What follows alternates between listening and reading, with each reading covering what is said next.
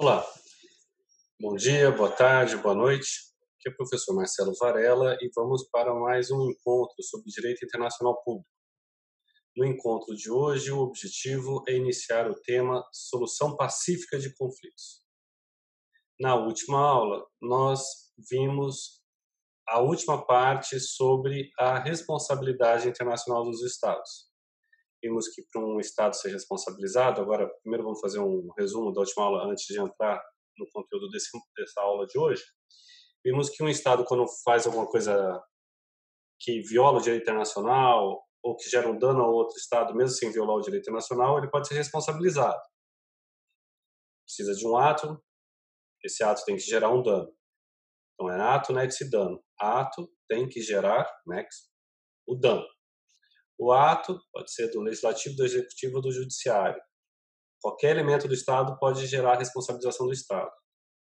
Não importa se foi o chefe do executivo, se foi o legislativo que fez uma lei que viola o direito internacional, ou o judiciário que julgou contra o direito internacional.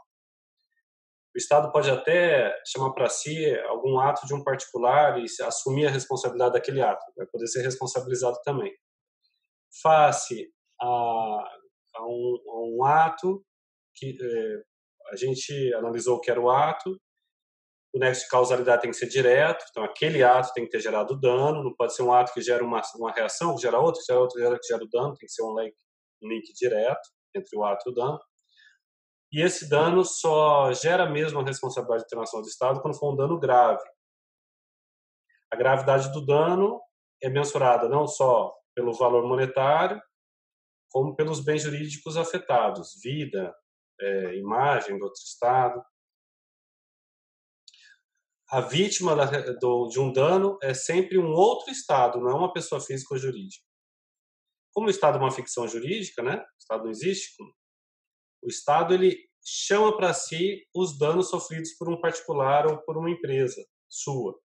Então, por exemplo, uma pessoa foi assassinada em um país por uma ação violenta de policiais daquele país. O Estado de nacionalidade da vítima avoca para si a condição de vítima. A vítima deixa de ser aquela pessoa que morreu e passa a ser o país de nacionalidade da pessoa que morreu. Ele passa a ser vítima. Quando o Estado avoca, ou seja, o que significa a palavra avocar? Chama para si. Quando o Estado avoca a condição de vítima, ele realiza o endosso. É uma outra categoria jurídica que vocês têm que aprender. Endosso. Chamar para si a condição de vítima. Quando a gente está falando de responsabilidade internacional do Estado. Quando o Estado endossa, ele chama para si a condição de vítima. Ele só pode endossar de nacionais seus. Uma pessoa física sua ou uma empresa, uma associação, tal, registrada no seu país. Muito bem. E se for uma empresa cujos acionistas são de outro país, daí não pode endossar. Você só pode endossar o país onde a empresa é registrada. Porque senão uma multinacional, qualquer país poderia endossar, né? Vamos imaginar, a Petrobras deve ter 150 nacionalidades de acionistas. Então, se a gente fosse expandir a teoria, falando que o endosso seria possível para qualquer um dos acionistas, qualquer país do mundo poderia vir em defesa da Petrobras. Mas a Petrobras é registrada no Brasil. Então, só o Brasil pode endossar um dano que a Petrobras vier a sofrer. Aliás, só para, quando eu estou dando esse exemplo, tem um contra-exemplo interessante. Uma vez a Petrobras foi fazer investimentos na Bolívia e o Brasil não tinha nenhum tratado de proteção de investimentos na Bolívia. Então, os advogados da Petrobras, de uma forma inteligente, foram ver com quais países a Bolívia mantinha tratado de proteção de investimentos e viram que a Bolívia tinha um tratado de proteção dos investimentos com a Holanda. Então, a Petrobras abriu uma empresa na Holanda e quem investiu na Bolívia foi a Petrobras Holanda. Interessante, né? Então, o advogado ele tem que prestar atenção nisso para garantir a preservação dos bens da empresa caso haja algum problema. Eles abriram uma outra empresa em outro país, agora de nacionalidade holandesa, para poder usufruir dessa proteção que o Tratado Holanda-Bolívia garantia. E foi importante, porque depois a Bolívia resolveu nacionalizar investimentos da Petrobras em seu território, e graças a esse tratado de proteção de investimentos, ficou menos difícil resolver o problema. Muito bem. Vimos que a indenização para o dano pode ser em dinheiro, pode ser um pedido de desculpas. Eu até passei um vídeo do presidente do Uruguai pedindo desculpas pelas violações praticadas durante a ditadura lá naquele país. Um caso absurdo, né, que a gente viu, vocês devem ter prestado atenção. Eles pegavam meninas grávidas, que eram ativistas de esquerda, estudantes universitárias de 20 anos, 22 anos, que estavam grávidas, levava, prendia, quando o bebê nascia, eles pegavam o bebê, matavam os pais e davam para militares dos países vizinhos, lá na Argentina, no Uruguai, no Paraguai, para criarem. Um absurdo isso. Enfim, barbaridades, né? Ou barbáries de 50 anos atrás. Vamos começar, então, o módulo de hoje. Tá, vamos imaginar que houve a responsabilização internacional do Estado. Como é que você resolve um problema? Já sabe que aquele outro Estado é culpado. É o próximo tópico da matéria. Como é que resolve o problema? Aí a gente tem que ter tem duas formas. Ou é de uma forma violenta ou é sem violência. A gente vai falar nas últimas aulas dessa matéria. Temos aí mais 4 aulas, contando a aula de hoje, antes das avaliações. As últimas aulas nós vamos falar desses mecanismos de solução de conflitos. No encontro de hoje, os mecanismos pacíficos. Essa é a aula de hoje, a próxima aula. Mecanismos pacíficos de solução de conflitos. Eu vou aqui compartilhar a tela para a gente poder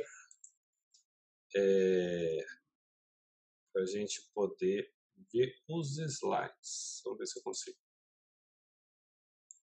Então, os mecanismos pacíficos de solução de conflitos, solução pacífica de conflitos, né? Podem ser classificados em duas modalidades.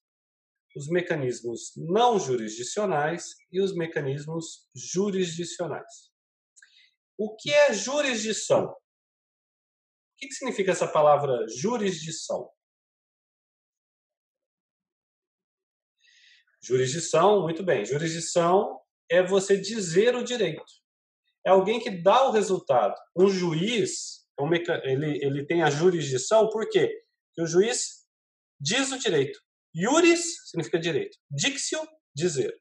Então tem alguém que quer dizer o direito? É decidir. Jurisdição é quando tem decisão de alguém. Os mecanismos não jurisdicionais significa que quem pratica eles não decide, eles defendem uma posição, eles não decidem, não tem um juiz que decide, um decisor. Nos mecanismos jurisdicionais, que a gente vai ver na próxima aula, tem alguém que decide efetivamente. Os mecanismos não jurisdicionais, por sua vez, podem ser aí de 4 tipos. E eu botei também um quinto, que é um mecanismo acessório de solução de conflitos. Está aí, mas podia estar embaixo também, porque ele não é uma forma de solução, é um mecanismo acessório. Tem a negociação diplomática, os bons ofícios, a mediação, a conciliação e, como mecanismo acessório, a investigação internacional. Muitas vezes a gente vê essas palavras como sinônimas. Vamos para mediação e conciliação, mas não são sinônimas. São institutos jurídicos diferentes, com características próprias e que os senhores devem conhecer. Vamos para o primeiro elemento, a negociação diplomática.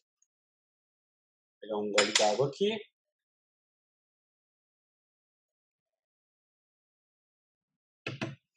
Como nós vimos em relações diplomáticas e consulares, a negociação diplomática é toda forma de diálogo entre os representantes dos países. E é a forma mais simples de resolver um conflito entre 2 países. Se eu tenho um conflito com outro país, o que eu vou tentar fazer primeiro? Conversar com ele para resolver esse meu conflito. A Carta da ONU, no artigo 33, traz esse texto aqui.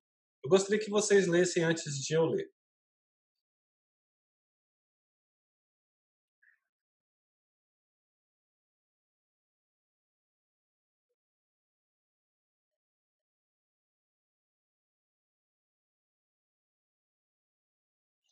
Vamos lá. As partes em uma controvérsia que possa constituir uma ameaça à paz e às seguranças internacionais. Então, antes de ir para a guerra, antes de ir para o mecanismo violento, as partes procurarão chegar a uma solução por negociação. No caso aqui, elas vão tentar discutir entre elas, mas ele já coloca as outras formas: inquérito, mediação, conciliação. E aqui os mecanismos jurisdicionais, arbitragem ou solução judicial, que vamos ver na próxima aula. Né? Ou qualquer outro mecanismo pacífico de sua escolha. O Conselho de Segurança da ONU, que é o órgão da ONU responsável para evitar guerra, como a gente viu na aula sobre ONU, convidará as partes para resolver seus problemas face a uma controvérsia, a resolver por tais meios suas controvérsias. Bons ofícios, que é a segunda forma. Então, a primeira forma é a negociação diplomática. As partes uma vai procurar a outra e vão tentar resolver diplomaticamente. A segunda forma é o que se chama de bons ofícios. Eu mesmo demorei para aprender o que era bons ofícios. Procurava num livro, não achava, procurava no outro, não achava, até que finalmente achei o que significava bons ofícios. Bons ofícios é quando as partes já não dialogam mais. Elas já tentaram fazer uma negociação diplomática e chegou uma hora elas brigaram. Não sentam mais à mesa. Bons ofícios ocorrem quando é preciso reaproximar as partes para restartar, para recomeçar uma negociação. Veja, as partes não conversavam mais e é preciso alguém para chamar as partes para negociar. Notem que nós não estamos falando de pessoas físicas, nem de empresas, nós estamos falando de países. Então, se dois países não conversam mais, é porque o negócio está feio. A situação foi já muito esgarçada. A relação já foi muito esgarçada. Já não tem mais solução. Então, quem é que vai ter a capacidade de chegar num país, num presidente de um país, num rei, e convencer ele a voltar a negociar com o outro? Quem exerce os bons ofícios, então, quem que vocês acham que poderia exercer os bons ofícios? Só pode ser alguém muito importante. Alguém que seja emblemático para esses países.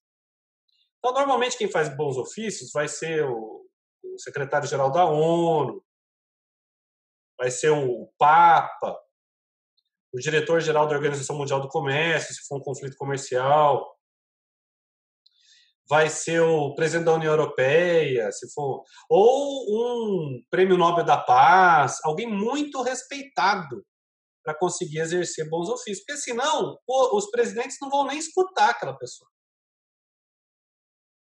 Então, bons ofícios é a reaproximação para recomeçar as negociações internacionais e é feito por alguém que tem capacidade de fazer isso, pela sua imagem, pelo que representa, pela organização internacional que preside, ou pelo seu valor simbólico face àqueles países que não dialogam mais. Vamos avançar? Mediação. Mediação e conciliação são coisas diferentes. O mediador, ele acompanha, ele é escolhido pelas partes de comum acordo, quase sempre alguém que não é de nacionalidade de nenhuma das partes, é respeitado pelas duas partes, e a função dele não é decidir. A função dele não é decidir. O mediador não decide, nem o conciliador. Por quê? Porque são mecanismos não jurisdicionais de solução de conflitos. O mediador propõe a base jurídica para a solução do conflito. Propõe, as partes podem não aceitar. E o mediador, a sua principal função é fazer com que a negociação caminhe bem, que as partes não briguem, que não sai de lá, bata na mesa, interrompa a negociação. Ele fica aproximando posições e conduzindo as partes para uma boa solução negociada. Então, a negociação diplomática é sem um terceiro. Quando coloca um terceiro, a gente tem uma mediação ou uma conciliação. O mediador, ele vai ficar tentando ajudar as partes a encontrar uma solução negociada. Qual a diferença do mediador para o conciliador? O conciliador também não decide. Ele, ao contrário do mediador, ele não propõe a base jurídica, ele determina a base jurídica de solução do conflito. Ele vai falar, ó, aqui para resolver esse conflito, a gente vai usar tal tratado, ou vamos pegar a partir de tal ponto histórico. O mediador, como o conciliador, os dois, mantêm uma tentativa constante de negociação. Eles mantêm as partes na mesa. Ele aproxima posições. Ele também conduz o processo reduzindo o conflito. Tanto o conciliador quanto o mediador. Então vamos lá, retomando. O que essas duas coisas têm de igual? Tudo que o conciliador faz, o mediador também faz. O conciliador propõe a base, o conciliador conduz o processo, reduz os conflitos, aproxima as posições e também não decide. Só que a diferença é que o conciliador determina os limites jurídicos dos argumentos. É comum também não ter apenas um conciliador, ter dois, três conciliadores, formando aí uma comissão de conciliadores. É o nome que se dá. Comissão de conciliadores. Nesse caso, cada parte pode indicar um, esses dois indicam um terceiro, ou todos podem ser indicados pelas duas partes. Não precisa ser número ímpar. Por quê? Porque os conciliadores não decidem. Então não dá empate. Não pode dar empate porque ele não tem voto. Entenderam a diferença entre mediação e conciliação? A próxima forma de solução, agora mecanismo auxiliar a solução de conflitos, é a investigação internacional. Nós vimos a negociação diplomática, que as partes tentam sozinhas conversar. Vimos bons ofícios, que é quando elas brigaram, alguém chama de volta para conversar. A mediação propõe a base jurídica dos conflitos. A conciliação determina a base jurídica dos conflitos. Tudo não jurisdicional. Agora a gente vai ver um mecanismo auxiliar, que é a investigação internacional ou inquérito internacional.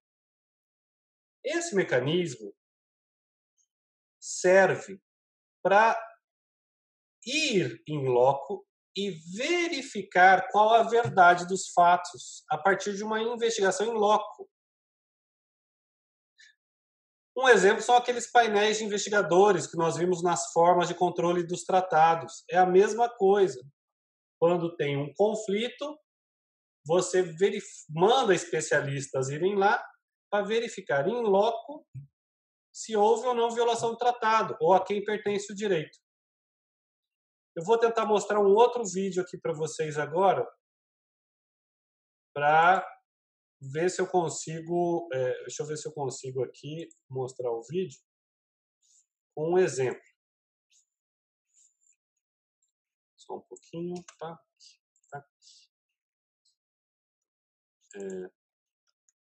Vamos lá.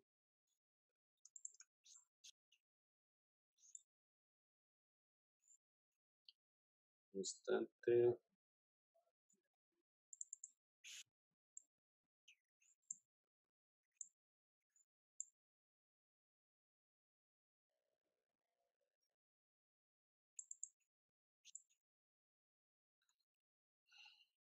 Eu vou passar aqui então o vídeo, vamos lá, sobre o inquérito internacional que está sendo realizado pelo TPI em Mianmar. Vamos lá.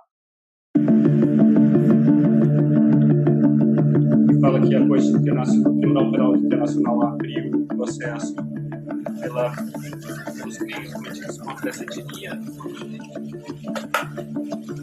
e estaria sendo acusado de genocídio, estupros, assassinatos, ou seja, crimes contra a humanidade. This is a historic moment for the Rohingya. We've been waiting for justice for a long time. The Burmese military general Mi Aung Hlaing and other generals killed, raped, murdered, burned down thousands of Rohingya houses. Justice is coming. Eles estão colocando aqui, só para passar, que o governo de Myanmar estaria queimando casas, expulsando pessoas. A gente vai ver aqui que quase 740 mil pessoas com medo sair dessa etnia, desse grupo étnico, né? Tem uma religião própria, etc. Estão fugindo para Bangladesh. Myanmar, para quem não sabe, é o antigo país chamado Burma, é um país muito bonito, ainda fechado. Tem uma líder civil, mas 3 generais que mandam também no país. E fica ali do lado da Tailândia, perto da Índia, entre Índia e Tailândia.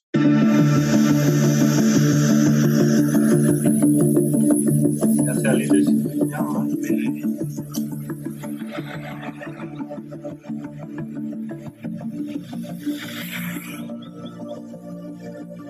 Esse é o responsável, nomeado pelo Tribunal Penal Internacional, por fazer investigação nova.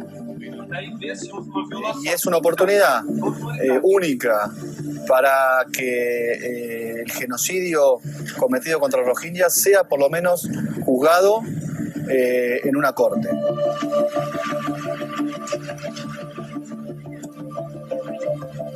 Veja, aqui a gente tem 2 tribunais internacionais com o mesmo processo contra Myanmar.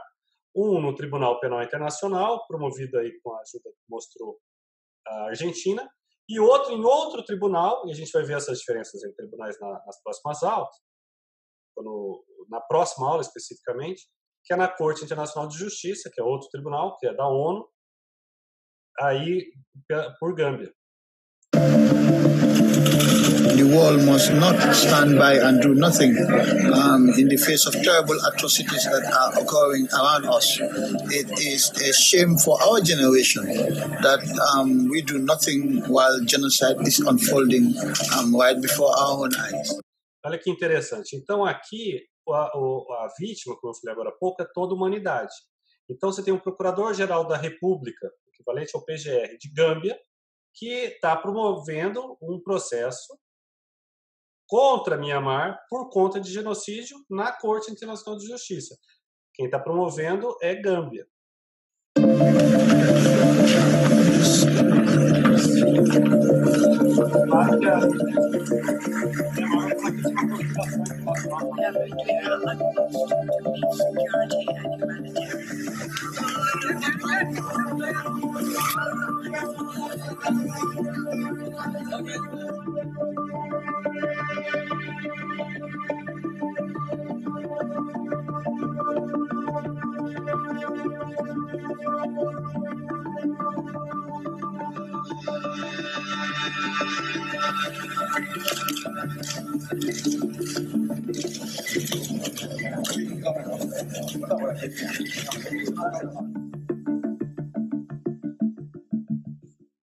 Então, vimos aqui alguns exemplos, né, de investigação internacional.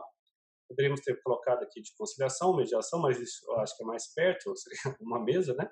Mas houve grandes líderes aí que conduziram conciliação, mediação, presidentes de países, e mesmo o Brasil já fez muitas vezes esse tipo de ação. No próximo encontro, a gente vai ver a arbitragem e tribunais. Por favor, marquem aí, assinem o meu canal, como falam os youtubers, né? Assim, quando eu soltar um novo vídeo, vocês conseguem receber diretamente. Quem gostou, marca o vídeo. Qualquer dúvida, me manda pelos canais aí de perguntas, eu terei o maior prazer em responder. Um grande abraço, tudo de bom.